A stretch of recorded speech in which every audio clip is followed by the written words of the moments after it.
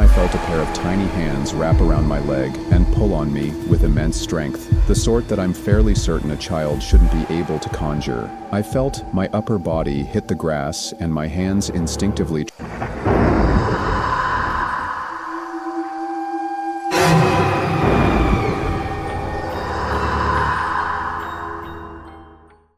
Welcome, horror buffs, to your ultimate destination for a heavy dose of bone-chilling encounters that will make your heart race and skin crawl uncontrollably. Are you ready for an intense rush of fear and thrill like never before? Then let's dive straight into the stories. The story was posted by Inside-Literature 299 on r/nosleep. He didn't make it to the streetlights. Man, those old home videos. They're all grainy, the colors washed out, like the sun bleached the memory right off the tape. But there we are, me and Kevin. Skinny little punks on our bikes, that Indiana sun just cooking the asphalt. Kevin's got this huge, goofy grin, a little crooked, yeah, thanks to that chipped tooth from the tree. That kid, he just believed. Like anything was possible, like we were living in some kind of adventure movie. Me? Even now, watching it again, there's this tightness in my chest, like I'm just waiting for something bad to happen. Always have been, I guess. 1993. 12 years old.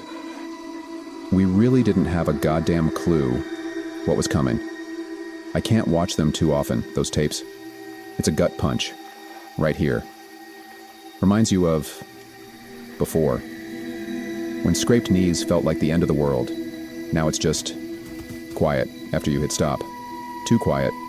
Like the silence is full of the things that aren't there anymore. Like you can almost hear them if you listen close enough. We grew up in that small town, southern Indiana, right on the edge of the Hoosier. Picture it. Those old houses with the wide porches where the paint was always peeling a little, the cicadas just screaming all summer long. That smell of wet dirt and dead leaves that just clung to everything, even your clothes. After school, our bikes, man, that was it. That was the whole damn world. Every crack in the sidewalk, every overgrown lot, fueled by cheap juice boxes and that energy you just can't buy, can't get back no matter how hard you try. And then there was Blacktop Road. Nobody called it that officially. County Road 300 South, I guess, on the maps. But everyone around here, we just knew it as Blacktop. It snaked out of our neighborhood and just dove into this thick patch of woods. Maybe a mile? The trees were so tall, so close they practically touched overhead. Even when the sun was blazing everywhere else, it was always dim there. The road was all busted up. The air always felt colder, heavier, thick with the smell of damp earth and those decaying leaves, that almost sweet, rotten smell. I hated that road, man. Not a monster under the bed hate. More like this feeling. This deep down wrongness, the second we turned onto it. The way the light did these weird things through the leaves, all fractured and broken. The rustling that always sounded like people whispering just out of sight, just at the edge of the trees. It just freaked me out. I'd pedal like hell trying to get out of there, my eyes jumping at every shadow that moved, every sound that wasn't just the tires on the cracked asphalt. Kevin, that little maniac, he ate that shit up. He'd be yelling, laughing at me, calling me a chicken, his voice echoing in the trees. Dude, it's just trees. He was like that, fearless. This little Fred Savage look-alike with the perpetually scraped knees and this insane need for adventure. With him there, even Blacktop Road felt almost okay. His dumb confidence, it was like this force field, this shield against whatever my brain was conjuring up in those woods. I remember this one night, late September. You could feel fall coming, that crispness in the air. The sun was already going down, making the sky all these crazy colors, all bruised oranges and purples. We were racing like always. First one to the streetlight at the entrance, that was the deal. And that night, I was actually winning. I don't know, Maybe it was the cool air biting at my cheeks. Maybe I just got lucky for once. But my legs felt good. I was breathing easy. I looked back. Stupid, I know. You never look back. And Kevin was a few lengths back, yeah. But he was grinning, pushing hard. But maybe there was something else in his eyes that I didn't see then. A tightness around them. We hit Blacktop Road, and bam, that cold, heavy feeling hits you, like a wall. The trees just swallow the light, just close in around you. The wind screamed past my ears, damn near drowned out the sound of our tires crunching on the gravel. That creepy feeling was there, like it always was, but I was too focused on winning. Just kept pedaling, eyes glued to that little bit of light up ahead, that orange glow waiting for me. Then I'm out, back on our street, and it's like taking a breath after holding it too long, that release. I look back, expecting to see Kevin right there, his goofy grin, but nothing. Just the shadows getting longer in the quiet of the evening. It wasn't instant panic, not at first. Just, where the hell is he? Maybe he stopped, dropped his chain, got a flat. I waited by the streetlight, that pale orange glow making everything look weird and stretched out, those long, distorted shadows. The minutes just crawled by, each one heavier than the last. That feeling of winning, it was just gone. Replaced by this knot in my stomach that just kept tightening, twisting. Then the streetlights click on, that pale, fake light, and it makes the shadows jump. And Kevin's still not there. That's when it hit. That cold, awful fear just washed over me, made my legs feel like they were full of concrete. The idea of going back down that road by myself in the dark, no freaking way. Every shadow looked like it was moving, like it had a shape. Every leaf that rustled sounded like something coming closer, something breathing. I just ran, crying. Yeah, trying to tell my parents what happened, but it all came out wrong, all choked up. The phone calls, the looks on their faces, Kevin's parents, the search party going out into the dark, their flashlights slicing through the trees. It's all blurry now, like some messed up dream I can't shake off. They found his bike the next day, way off the road, deep in the trees, all twisted up in the bushes. His jacket was there too, that old denim one with the worn collar, snagged on a low branch. But no Kevin, just the jacket and the bike, like he just vanished. The cops, the volunteers calling out his name, dogs barking in the woods, that hollow, desperate sound. Nothing. He was just gone. Like the woods just reached out, those long, dark arms, and took him. Swallowed him whole. For years, man, I'd just replay that night. The race, the wind in my ears, that stupid feeling of winning. And then, nothing. That empty road stretching back into the darkness. The regret just sticks with you, doesn't it? Like a bad taste you can't get rid of. Why didn't I wait? Why didn't I just turn around? I should have turned around. Even back then, I'd get this image in my head on Blacktop Road. This dark shape, standing in the trees, just watching, just at the edge of the light. Never really saw it, not clearly, just my stupid imagination, I told myself. But after Kevin, I'd catch myself staring into the woods, especially when the sun started to go down, thinking I'd see it. That silent figure waiting in the shadows. Waiting. 31 years, man. 31 years and he's still gone. The what-ifs still get me sometimes, late at night, when everything's quiet. What if I'd slowed down? What if I hadn't been so focused on winning for once? Sometimes, in my dreams, I do slow down. I turn back, and I see him there, but then the dream just cuts out. There's just a sound, like a snap. Yeah, or maybe it's just the silence rushing in to fill the space where he used to be. When I drive back home now, for holidays, for whatever, I always slow down when I get to that stretch of 300 South. blacktop road. The trees are taller now, the shadows darker, longer, and they seem to creep further across the road. And even now, after all this time, there's that little flicker of fear, that cold spot deep in my chest.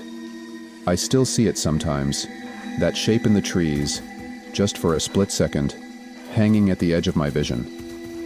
You know, looking back on all of it, it hits me now, hard. Kevin definitely let me win that race. He never let me win. He was too competitive, too proud. That night. When I looked back, there was something in his eyes, not just the grin, there was something else. Something tight. Something scared. And when he yelled, "Whoa, you're actually going to beat me this time. Keep it up, man." It wasn't like him. It was like he was trying too hard, trying to sound normal. He saw something in those trees that night. I'm sure of it now. Whatever the hell was hunting us that night. He wasn't racing me. He was making damn sure I got to those streetlights. He was putting distance between me and whatever the hell it was, and him. He was left alone with it. He knew. He knew if we had done things the same. Him making it to the streetlight first, like always. Maybe he would be the one sitting here, 31 years later, writing this. And maybe I was the target that night. It was watching us, in those trees. I can feel it, even now. It knew I was slower, yeah, always a little slower. It knew I was the easier target. Just thinking about it now, my skin crawls. My stomach turns. Damn it, Kevin. Let's now move on to the next story from Wafren. Something is in my house, but it's not a ghost. Please help. Well, I might as well start with the moment I moved to my new house. In early December of last year, it was as idyllic as I had imagined. My grandmother knew the owner and got me a killer deal for a tiny home on the mountainside. I worked a part-time, half an hour's drive away in an office building, and I live in Colombia, so picture real estate as less of a nightmare. Especially with older houses like the one I had purchased with all of my savings and a loan to boot. Now envision it, a 2-story brick house. The windows and walls are framed in wood, rustic style, with walls painted white and the loveliest green pastures surrounding it, just for me and my partner to live in, one of those houses people have in fairy tales. Even I was surprised by how cheap it came to be. On the first day, we arrived along with the truck and began turning the house into a home, hanging family pictures on the walls, and cleaning out the dust from the bedrooms became my mission. As my partner helped the moving crew bring in the furniture, I was alone in the main hall of the second floor, passing the broom through the wooden floor to prepare the way for when they brought up the beds. When I saw something that didn't quite belong, I fished it out from the rubble and dust with my fingers. It was a strand of hair, long, black, and lusciously straight, flowing from my hand as a puzzle. You may not understand why it bothered me so much, but here lies why. In Colombia, particularly in the region I was born in, naturally straight hair is a rarity. Furthermore, the previous owner of the house was an old, bald man who, as far as I knew, didn't have a daughter or any family for that matter. After a few hours, I simply forgot about the matter. I wish I hadn't. By the time dusk came, everything was in its proper place. The house, illuminated with a yellow hue of the light coming from inside, looked serene, welcoming, and cozy, as my partner and I looked at it from afar, admiring it before settling in to prepare dinner. That's when I saw something odd, something passing through the northmost window, a black dash that obscured the light, but by a second I blamed my eyes. A passing bird, perhaps. I pointed it to him, but he simply laughed it off as I kept fussing about it. We played pranks like that to each other all the time. Please don't put it against him. By the time we went back inside, we were laughing together. This was the beginning of an exciting adventure for us both. Or so I believed. A week went by, and nothing huge changed. We were acclimating to the new routine, and I had just finished next day's lunch for the both of us. I was standing at the kitchen counter packing up both meals neatly when I felt watched? No, that's not right. It wasn't passive. It felt like being chased. I looked up, expecting to see the familiar darkness of the empty corridor. But there it stood. It looked like a little boy, or at least it was the size of one. Its face made it look no older than 13, and its skin was white as paper and somewhat fuzzy, as if it had been covered in the frost inside of a freezer, and the hair on his head was black, straight, oily, and unkempt. And the strangest of details were his ears, which were elongated and pointy. I stood there quietly looking at the diminutive creature, half expecting him to disappear. Blaming my mind, my eyes. This could not be in front of me. These things weren't real. And then it opened its mouth slowly, intently. And when I saw its organic shark-like teeth, I realized this wasn't some prank my senses were pulling on me. I had the most primal urge in my stomach to flee. That thing wasn't human. In a panic, I threw a bowl at it, but I only heard the metallic sound it made as it hit the ground.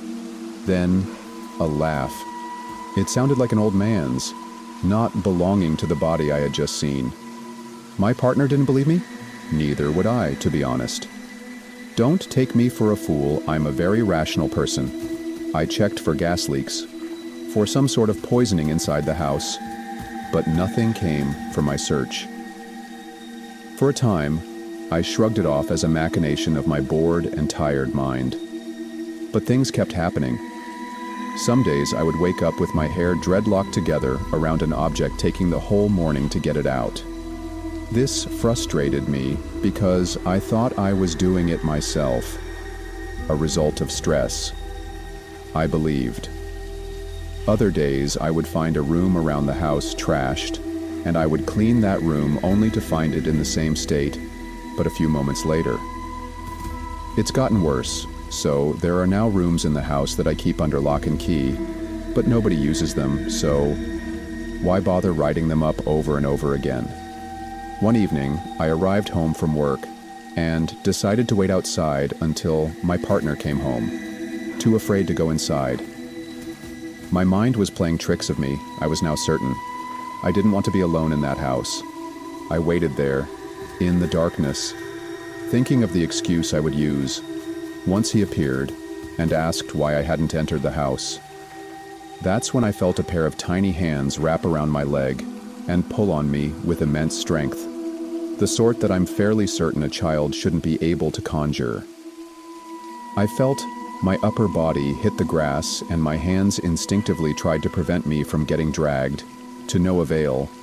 I was damaging my nails as the tiny creature snatched me further and further from the house. With the same ease, one would move a trash bag. I could see its black hair, its long ears, feel the bony fingers that would better suit an elderly man grip my leg with crushing strength. I was petrified with fear, and then I finally pulled myself together enough to scream. I had never screamed for my life before, and it's a feeling I can't quite put into words.